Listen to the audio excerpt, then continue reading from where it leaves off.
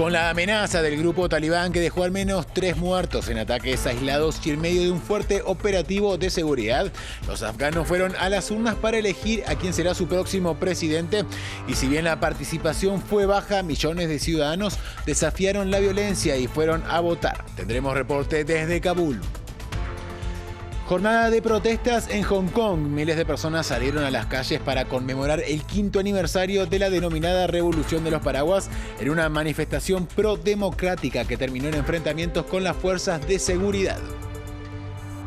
Y a menos de un mes de las elecciones presidenciales en Argentina, el presidente Mauricio Macri busca la reelección y ya comenzó su campaña. Tras haber sido derrotado en las primarias de agosto pasado, el mandatario intenta revertir los resultados en una inusual campaña a bordo de un tren. Ampliaremos desde la capital argentina. Muy buenas noches, bienvenidos a las noticias de France 24. Muchísimas gracias por acompañarnos. Soy Santiago Aristía y comenzamos esta emisión en Afganistán, donde en medio de fuertes operativos de seguridad y con algunos ataques talibanes que dejaron al menos 3 muertos y decenas de heridos, los afganos fueron a las urnas y lo hicieron para elegir a quién será su próximo presidente. En un contexto de violencia y ante la amenaza de los insurgentes talibanes que buscaban impedir que la gente fuera a las urnas, las elecciones estuvieron marcadas por un bajo nivel de participación. De hecho, los yihadistas atacaron varias mesas electorales en varios puntos del país y 2 policías y un civil fallecieron. Los resultados preliminares serán dados a conocer el próximo 17 de octubre. Y más temprano dialogamos con Catalina Gómez, periodista de France 24 y enviada especial a Kabul, y ella nos hablaba acerca de la valentía que requería salir a votar en este contexto de violencia y amenazas. Escuchemos. A los colegios electorales donde entrábamos estaban absolutamente llenos de seguridad, pero además el gobierno en algunos se había planeado que las sedes estuvieran muy lejos de las calles por si llegaba un carro bomba. Aún así, poco a poco la gente, no en gran número, como usted lo dice, la participación es bastante menor comparada a otras elecciones, pero la gente se atrevió y sobre todo quienes participaron y trabajaron en las elecciones, gente que duró todo el día dentro de esos colegios electorales desafiando la violencia, muchos de ellos eran jóvenes estudiantes, así que muy admirable. Y en Hong Kong, la conmemoración del 5º aniversario del movimiento democrático de los Paraguas culminó con violentos disturbios. Con tanques de gases lacrimógenos, la policía dispersó a los manifestantes que bloquearon varias de las principales vías de la ciudad. Y en medio de esta movilización, el activista Joshua Wong, quien fue líder de todas estas protestas, anunció que se lanzará a la política. Veamos el informe de Daniela Blandón. El mismo sitio y la misma exigencia, que Hong Kong sea democrática. Fue aquí, en las afueras del Parlamento, en donde la violencia estalló en 2014 entre la policía y los activistas prodemocráticos hongkoneses y originó la revolución de los Paraguas.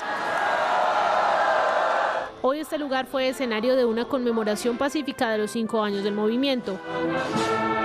Pero en cuestión de horas se convirtió en epicentro de nuevos disturbios, como parte de las movilizaciones masivas que buscan una mejora de los mecanismos democráticos y oponerse al autoritarismo chino. 5 años antes yo estaba aquí. No era estudiante, pero estaba aquí. Se supone que íbamos a tener elecciones directas, pero el Congreso del Pueblo Nacional Chino dio una rara explicación al respecto y no pudimos tener ese derecho. El líder principal de la revolución de los Paraguas, Joshua Wong, aprovechó la conmemoración del 5º aniversario del movimiento para anunciar su postulación a las próximas elecciones municipales. Es hora de hacerle saber al emperador Xi Jinping que nuestra batalla es ahora, no importa si es en el campo de batalla, en nuestra comunidad, en las calles o en el escenario internacional. En medio de las concentraciones, que cursan su 4º mes, Beijing se prepara para un gran desfile militar el martes para conmemorar 70 años de la República Popular de China, una celebración que los activistas en Hong Kong están dispuestos a opacar. Y hoy, 28 de septiembre, es el Día Internacional por el Derecho al Aborto Seguro y por eso miles de mujeres salieron a las calles para exigir a sus respectivos gobiernos el aborto legal, seguro y gratuito. Con un grito global, millones de personas en más de 85 países llevaron a cabo diversas acciones para demandar la despenalización de una práctica que se realiza de manera clandestina en muchas naciones y que, según cifras de organizaciones sociales en América Latina, es la causa de 1 de cada 3 muertes maternas. Y en noticias de América Latina, el presidente de Argentina, Mauricio Macri, relanzó su campaña de cara a las elecciones presidenciales del próximo 27 de octubre. Tras haber sido derrotado en las elecciones primarias por su principal contendiente, el peronista Alberto Fernández, el mandatario argentino encabezó su primer acto de campaña bajo el lema "Sí se puede" y aseguró a sus seguidores que todavía es posible dar vuelta el resultado de los comicios del pasado mes de agosto. Macri llegó al acto en tren en una nueva modalidad de campaña en la que apunta a recorrer 30 ciudades en 30 días. Y Natalio Cosoy, corresponsal de France 24 en Buenos Aires, estuvo presente en el acto. Aquí en Barrancas de Belgrano, una zona afluente de la ciudad de Buenos Aires, poco usual para este tipo de actos políticos, simpatizantes del presidente Mauricio Macri vinieron a brindarle su apoyo y su respaldo en su búsqueda de la reelección. En las elecciones primarias del 11 de agosto pasado, Macri perdió por algo más de 15 puntos contra el candidato Alberto Fernández, que está acompañado en su fórmula por la expresidenta Cristina Fernández, que va como candidata a la vicepresidencia. Con actos como este en todo el país y con la consigna de "Sí se puede", Macri intentará el 27 de octubre en las elecciones generales revertir ese resultado.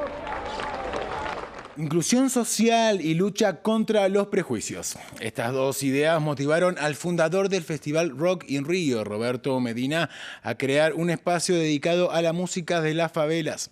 Su iniciativa no estuvo exenta de críticas porque muchos representantes del arte y de la intelectualidad de Brasil temen que restringir la cultura de las periferias a un recinto podría generar aún más segregación. Nuestras corresponsales en Río de Janeiro visitaron el espacio Favela y precisamente lo hicieron en el día del estreno del festival y nos traen la historia. El funk, la banda sonora de las favelas cariocas, ha ganado un palco temático en el Rock in Rio. Me parece maravilloso, interesante, muy bueno, me encanta. Muy bueno, tiene que haber un espacio dedicado a la favela, dedicado a la cultura de la favela.